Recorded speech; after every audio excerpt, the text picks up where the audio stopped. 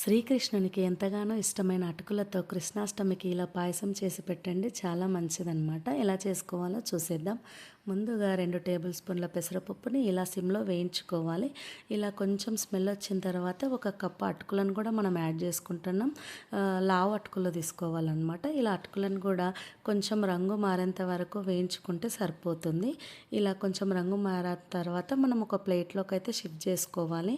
ఇలా షిఫ్ట్ చేసుకున్న తర్వాత 1 టేబుల్ స్పూన్ నెయ్యి వేసుకొని మనం ముందుగానే కట్ చేసి పెట్టుకున్న జీడిపప్పుని ఇంకా కిస్మిస్ని కూడా వేయించుకొని పక్కన పెట్టేసుకోవాలన్నమాట.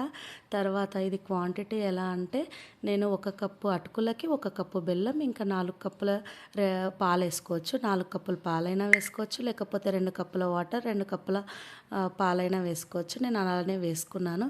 తర్వాత ముందుగా వేయించి పెట్టుకున్న ఇలా అటుకులు పెసరపప్పును కూడా వేసుకొని ఒక 20 నిమిషాల పాటు వదిలేయాలి. తర్వాత బెల్లంని ఇలా సిమ్లో పెట్టుకొని బెల్లం కరిగితే చాలన్నమాట, ఎక్కువ ఉడకనవసరం లేదు. ఇలా 20 నిమిషాల తర్వాత ఇలా చిక్కబడుతుంది కదా, ఇప్పుడు స్టవ్ ఆఫ్ చేసుకోవాలి. ఆఫ్ చేసుకున్న తర్వాత ఇలా ఇలాచీ పౌడర్ ఇంకా ముందుగానే ఫ్రై చేసి పెట్టుకున్న డ్రై ఫ్రూట్స్ని వేసి ఆ పాకంనంతా వేసి కరిగించుకుంటే సరిపోతుంది. స్టవ్ ఆన్ చేసి పెట్టి పాకం వేసుకుంటే విరిగిపోతుంది అనమాట, పాయసం అంత టేస్ట్ ఉండదు. అందుకే ఆఫ్ చేసిన తర్వాత వేసుకోండి. ఇలానే మన ఫుడ్ వీడియోస్ మీకు నచ్చినట్లయితే మన ఛానల్ని లైక్ చేయండి, షేర్ చేయండి, సబ్స్క్రైబ్ చేయండి. ఎలా వచ్చిందో నాకు ఒకసారి ఖచ్చితంగా కామెంట్ చేయండి.